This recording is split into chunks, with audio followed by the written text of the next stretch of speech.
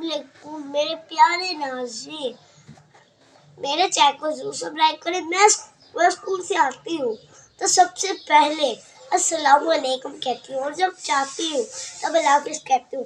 क्या आप ये छोटे छोटे बच्चे प्यारे प्यारे बच्चे जो मुझसे बड़े हैं लेकिन होंगे, लेकिन वो तीसरी तीसरी दूसरी मुझसे बड़े 4-5 में पढ़ते हो, क्या वो कहते हैं?